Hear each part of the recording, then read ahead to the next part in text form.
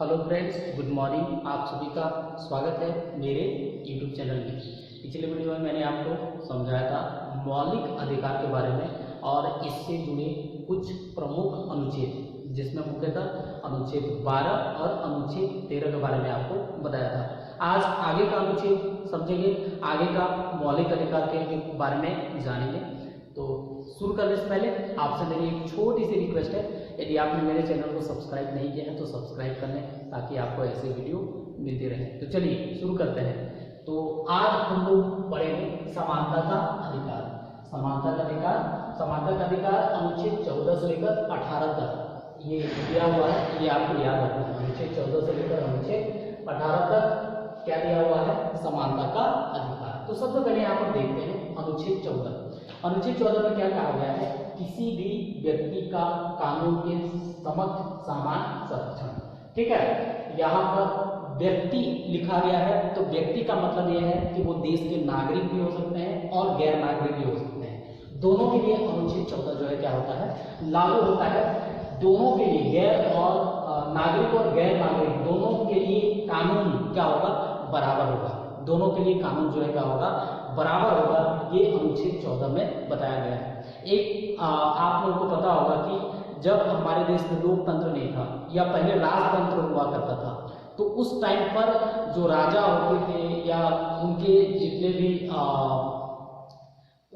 भी मंत्री होते थे, उनके लिए अलग कानून था, या वो जितने भी अपराध कर दें उनको दंड नहीं मिलता था, और जो आम लोग थे उनके लिए दंड अलग था, उनको मृत्युदंड तक दे दिया जाता था। मतलब उस टाइम पर राजतंत्र में कानून सबके लिए बराबर नहीं था। तो जब ये लोकतंत्र या हमारा जो संविधान है, इसमें ये कहा गया है कि सभी व्यक्ति के लिए, है ना, सभी व्यक्ति के लिए कानून जो है क्या होगा? बराबर होगा। इसका मतलब ये है।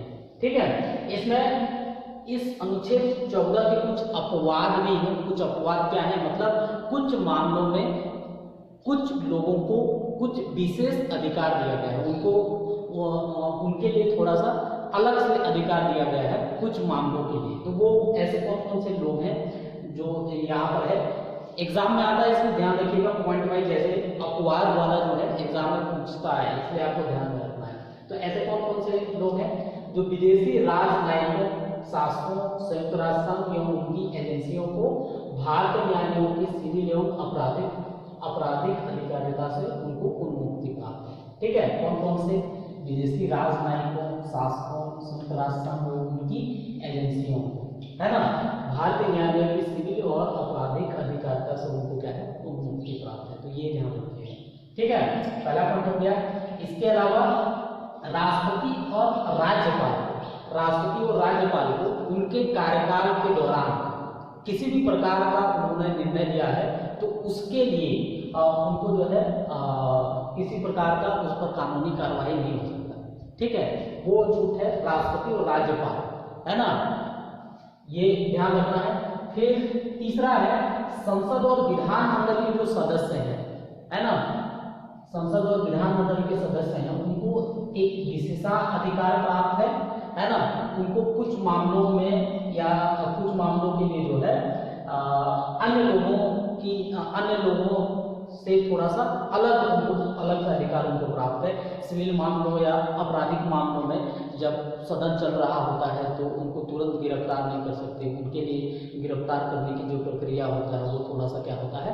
अलग होता है। तो ये याद रखिएगा, संसद और विधानमंडल के सदस्यों को कुछ विशेष अधिकार प्राप्त है। ठीक है, प्रेस या मीडिया यदि संसद के किसी भी सदन या विधानमंडल की कार्यवाही को सत्य प्रकाशन का अधिकार है उनको, और यदि वो इसको प्रकाशित करते हैं तो उन पर किसी प्रकार की कार्यवाही नहीं हो सकती है। तो ये है आपका अपवाद। मतलब इस मामले में इनको जो है कुछ विशेष अधिकार मिला हुआ है, उनको उनसे बाहर रखा गया है। तो ये अपवाद है, ये आपको ध्यान में रखना है। ठीक है, ये अनुच्छेद 14 हो गया। अब अनुच्छेद 14 के बाद अगला हम लोग बात करते हैं अनुच्छेद 15। ठीक है, अनुच्छेद 15 क्या बोलता है कि धर्म, मूल, वंश, जाति, लिंग तथा जन्म स्थान के आधार पर निषेध। मतलब अनुच्छेद 15 में कहा गया है कि आप धार्मिक भेदभाव नहीं कर सकते। ये इस धर्म का है तो इसे नौकरी में रखूंगा, ये इस धर्म का है तो इसे नौकरी में नहीं रखूंगा, है ना। ये इस जाति का है या इस वंश का है या इसका जन्म स्थान दिल्ली में हुआ है तो वो छत्तीसगढ़ में आके काम नहीं कर सकता, या कोई छत्तीसगढ़ का छत्तीसगढ़ में यदि इसका जन्म हुआ है तो आप जो है महाराष्ट्र में जाके काम नहीं कर सकते। मतलब इस आधार पर आप भेदभाव नहीं कर सकते, धर्म के आधार पर, मूल वंश के आधार पर, जाति के आधार पर, लिंग मतलब महिला है या पुरुष है उसके आधार पर आप भेदभाव नहीं कर सकते, अनुच्छेद 15 में कहा गया है। ठीक है, इसमें और 2 अनुच्छेद, इसके उप अनुच्छेद आपको याद रखना है, अनुच्छेद 15(3) और अनुच्छेद 15(4), ये भी एग्जाम में आता है ना। इसमें स्त्रियों और बालकों के लिए विशेष उपबंध है ना, उनके लिए आपको पता है कि स्त्रियों और बालकों के लिए, है ना, हम जो है विभेद कर सकते हैं कुछ मामलों के लिए, ठीक है, क्योंकि उनकी सामाजिक स्थिति, शैक्षणिक स्थिति और उसको आगे लाने के लिए जो है ये 15(3) में, है ना, उनके लिए विशेष प्रावधान किया गया है। 15(4) में जो है जो सामाजिक दृष्टि और शैक्षणिक दृष्टि से पिछड़ा हुआ वर्ग है, वंचित वर्ग है, दलित वर्ग है, उनके लिए ये 15(4) में बताया गया है, उनके लिए विशेष प्रावधान किया जा सकता है ना।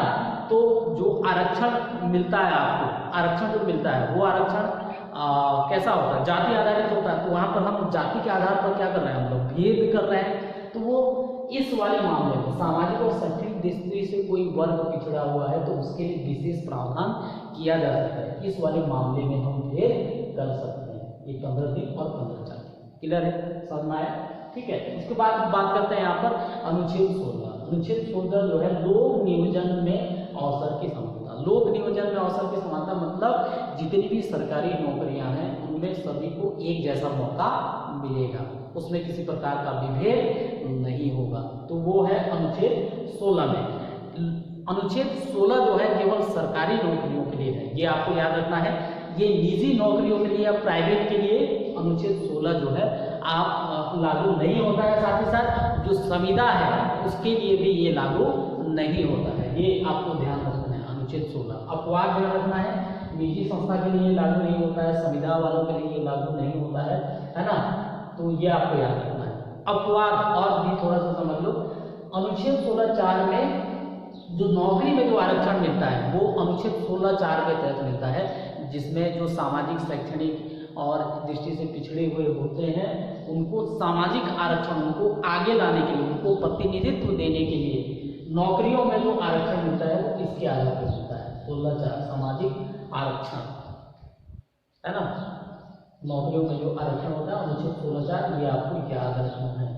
अनुच्छेद 16(4) नौकरी में जो आरक्षण मिलता है। उसके बाद आ जाओ अनुच्छेद 17। अनुच्छेद 17 का संबंध किससे है, अस्पृश्यता का अंत, मतलब छुआछूत ये सब करने का क्या करता है, निषेध करता है। कौन सा वाला, अनुच्छेद 17।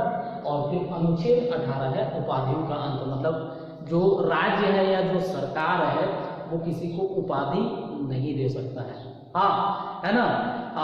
सेना को सम्मानित कर सकता है, विद्या या कोई गुणी व्यक्ति है उसको सम्मानित कर सकता है, लेकिन कोई उपाधि नहीं दे सकता है। इस वाले मामले में आप कहेंगे तो जैसे भारत रत्न है ना, तो वो कौन देता है, राज्य ही देता है ना। इसी तरह सेना से संबंधित बात करें तो बहुत सारे जो सम्मान है या पुरस्कार है वो राज्य के द्वारा दिए जाते हैं, है ना। लेकिन जो उपाधि जो है वो राज्य नहीं दे सकते, लेकिन अन्य संस्थान दे सकते हैं, विश्वविद्यालय दे सकता है। तो ये चीज आपको ध्यान रखना है, ठीक है। तो इस तरीके से मैंने आपको क्या बताया, समानता का अधिकार, एक बार रिपीट कर देता हूँ। अनुच्छेद 14 क्या बताता है, किसी भी व्यक्ति को कानून के समक्ष समान संरक्षण। 15 क्या बताता है, धर्म, जाति, मूल, वंश, लिंग के आधार पर निषेध का प्रावधान है उसमें। अनुच्छेद 16 क्या है, लोक नियोजन के आधार पर अवसर की समानता। अनुच्छेद 17 क्या है, अस्पृश्यता का अंत। और अनुच्छेद 18 क्या है, उपाधियों का अंत। अगले वीडियो में मैं आपको बताऊंगा बाकी के मौलिक अधिकार, स्वतंत्रता का अधिकार, शोषण के विरुद्ध अधिकार। उम्मीद करता हूँ ये वीडियो आपको समझ में आया होगा और मैं समझाने का मैं जो समझ पाया हूँ वो आपको समझाने का प्रयास कर रहा हूँ। हो सकता है कहीं पर कुछ त्रुटि हो भी सकता है, मुझे जो समझ में आया वो मैंने आपको बताया। ठीक है, धन्यवाद।